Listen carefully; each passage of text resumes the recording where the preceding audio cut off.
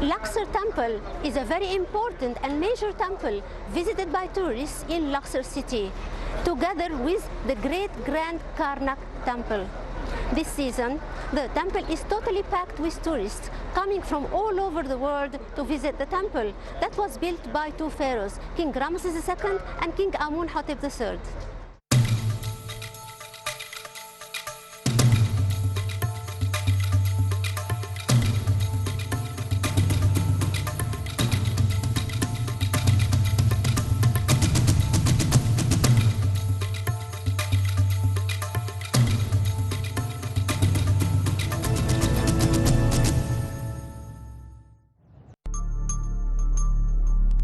King Amun-Hotep III ordered the construction of Luxor Temple for the triad gods of Thebes on the location of the ruins of the Middle Kingdom Temple in 1360 BC. There were two reasons behind his order, the first of which is to reassure his kinship to God Amun himself, as his rights to sit on the throne were incomplete, when the royal Egyptian tradition stated that the pharaoh had to be a son of a king and a queen, or married to a princess of pure royal blood. Neither conditions applied on Amun-Hotep III, having a foreign mother and a wife from the common people called Ti. After the death of his father, he consulted with the priests of God Amun to legalize his claim of the throne by relating himself directly to God Amun as a son. They came up with a story similar to the story of the divine birth of Queen Hatshepsut and recorded it on the walls of the birth chapel in Luxor Temple. The story simply says that God Amun revealed himself to Amun-Hotep's mother, Mutim Uya, as a human in the image of her husband, Thutmose IV. So she had a relation with him and gave birth to a male, whom he called Amun-Hotep, which means God Amun is content. This story proves that his road to the throne wasn't smoothly paved, and it gave him a priority and advantage to all the previous pharaohs, for he is a direct descendant from Amun himself. This leads to the second purpose of building the temple, which is satisfying the priests of Amun and expanding their power by building a great temple for Amun. The great open court of Amenophis III is 51 meters wide by 45 meters. It's the highlight of the temple, with its splendid columns that were erected in the eastern and western and northern sides. There are a total of 64 columns, taking the shape of bunches of papyrus plants with closed capitals. They set an example of the beauty and perfection of the ancient Egyptian art of architecture. The apexes on top of the columns used to hold the ceiling, which stones almost fell completely. It used to allow beams of light designed to show shades to the columns, which are lined in 2 rows specially for that purpose. The open court was dedicated to the religious celebrations in which the people participated. That's why it's called the Celebrations Court.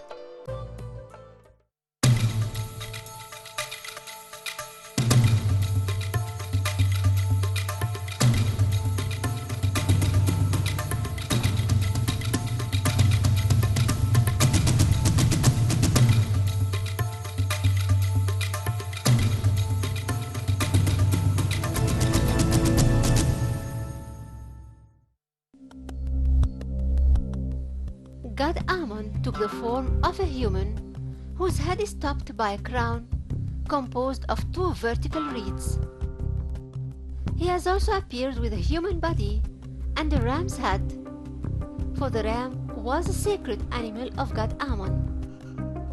Sometimes he takes the shape of god Min, the god of fertility, and in other times he appears in the geese form. His cult started in Armant and flourished in Thebes. He was mentioned in the Pyramids texts as an eternal god, for he was connected with the octonary of El Ashmonean. His cult has extended to include the whole Egyptian land, being a state god. He was also associated with god Zeus of Greece. A merge has happened between Ammon and Ra, starting from the 11th dynasty. This has appeared for the first time on the stele of King Intef Wa'an, or Intef II. He was also mentioned in more than a place in the reliefs of the temple of King Montuhotep II Nebhebet Ra, to earn the adjectives of Ra and his powerful position amongst people, and to have himself accepted and his nature as being Ra is understood. As a sun god, it was difficult for people to understand the meanings of hidden and absence and ambiguousness, which his name symbolizes. Frankfurt suggests that the reason behind the merge between Ra and Ammon is due to the nature of Ammon as a god of air. For the creative power in air and the sun is the same, and that elevating Ammon-Ra to the stage of the greater god Ra was on the basis that there isn't a force or a power in the universe that can match merging the sun with the air. Nevertheless, the adjective of Ammon as a god of air wasn't related to him until the New Kingdom era.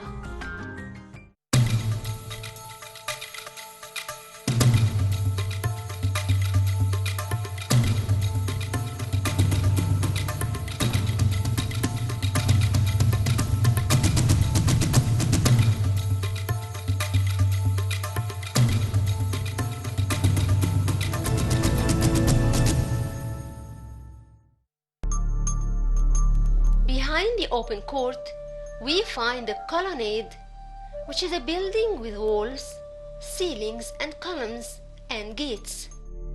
Here in Luxor Temple, it comprises 4 rows of columns. Each side has 4 columns, formed in the same shape of the festival's court columns.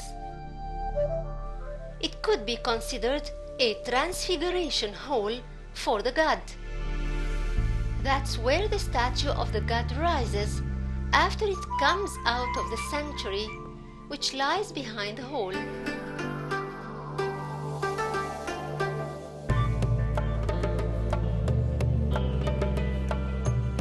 The remaining scenes on the walls represent the various regions of Egypt, represented by the Nile god Hadi carrying offerings. These offerings show the productions of each district, while Amun-Hotep stands in front of the gods of Thebes. Some pharaohs recorded their names in cartouches on the columns and walls of this hall, like Seti I, Ramesses II, Ramesses III, Ramesses IV, and Ramesses VI. There are 3 chapels on the right and left sides of the hall dedicated to god Khonsu, the son of Ammon, and goddess Mut, his wife. It is thought that they were dedicated to the sacred barks of each of them. Broken steps led once to the ceiling. In the middle of the southern wall of the colonnade, few steps lead to a hall where 8 columns were erected. During the Roman period, and in 379 AD, Emperor Theodosius I declared Christianity to be the state religion of Egypt. Thus, the Coptics converted this hall into a church. They started by removing the 8 columns and closing the entrance to the sanctuary by blocking it with a wall in the form of a niche with 2 granite columns on both sides. The beautiful carvings of Amun-Hotep III in relationship with gods were covered with a thick layer of plaster, over which Christian figures of saints were painted. By time, part of the coating fell down to reveal the original reliefs of the king in front of god Amun and goddess Mut. Behind the church is a hall with 4 columns, thought to be dedicated to the offering tables, for more than 40 offering scenes are relieved on its walls. In the middle of its southern wall lies the original sanctuary of the temple, which is meant to be on a straight axis to the entrance. King Amenophis III is represented on its walls, presenting many sorts of offerings to the gods. He releases incense from a long pipe to purify the gods and the sanctuary, and presents a list of offerings in which the name and quantity of each offering is written in a square. The offerings included colored clothes, vases, incense burners, oils, food, beverage, and linen.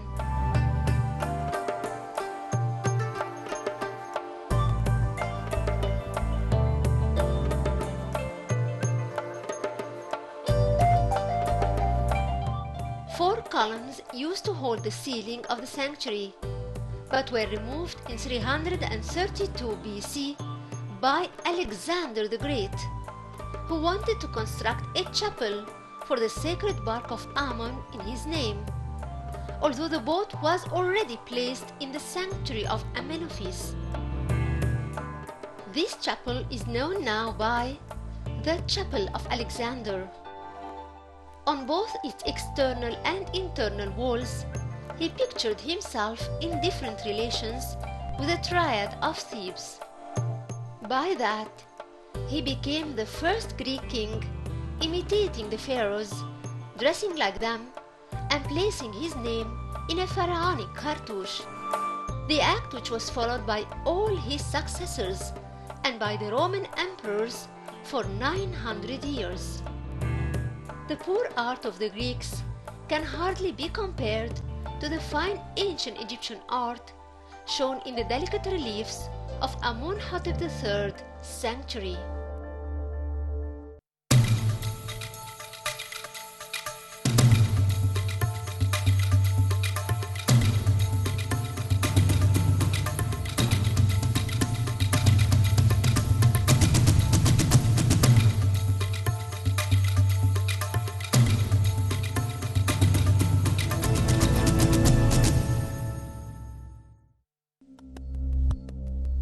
The early sources revealed for the first time directly, and thus on the walls of the chapel of Sesostris I in Karnak, the title of Ka-Mut-F, which is a title that expresses the role of god Amun-Ra as being a god of fertility. The expression of Ka-Mut-F means the bull of his mother, while its meaning proves the great importance of the idea of fertility and regeneration of life and birth of the human, and in all factors of the universe of animals and plants. The significance of Ka-Mut-F is so old and spread in the ancient Egyptian religion, and that's what made the ancient Egyptians deal with that expression as an independent embodiment of the fertility god. The Egyptians had expressed their thoughts about the relation that connects 3 generations of one divinity through what Amun does in his feast when he visits the octonary dwelling in Habu city each 10 days, and which expresses the 3 generations of Amun, and that happens through the concept of Ka-Mut-F. The texts of the 18th dynasty in Habu city tell that Amun's title is the Father of Fathers and the grandfather of the octonary. In addition to Ammon, the grandfather, who represents the first generation, the texts tell about a second generation of the same god, when Ammon is impersonified in a serpent figure under the name of Irta, which means the earth creator. That serpent is described as the father of the octonary, which means that Ammon in the figure of a serpent is the earth creator and the son of Ammon, the grandfather, and the father of the octonary. It's noticed that the second generation of Ammon conforms totally with the advantages and characteristics of god Betah Tatenin, or Betah, the master of the two lands. Ammon in his second generation usually took the sexual form of god Min and is called Ammon in Ebit, or Ammon in Luxor, and he's the same god who heads in a procession from Luxor Temple across the Nile to Habo in the West Bank, where he presents offerings to his father Ammon and to his children of the octonary.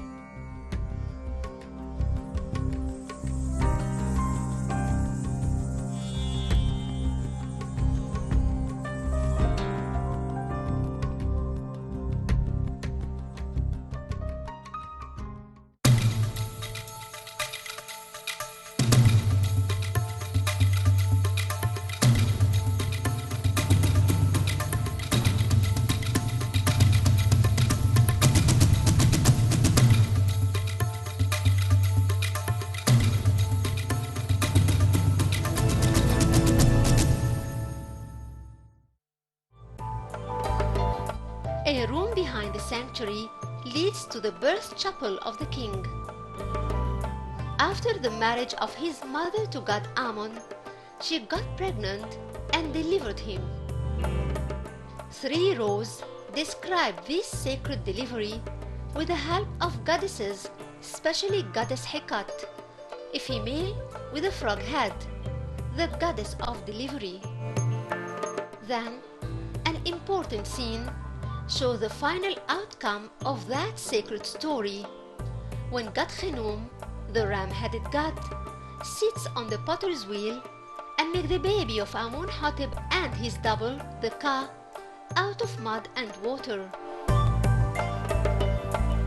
Later, goddess Hathor gives him life, represented in the Ankh symbol.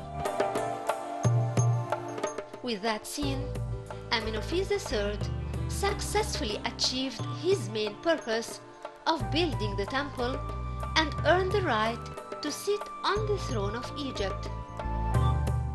In his pursuit to this sacred mission of keeping the throne within his family, he left us with the most prominent architectural achievement in the ancient Egyptian history, Luxor Temple.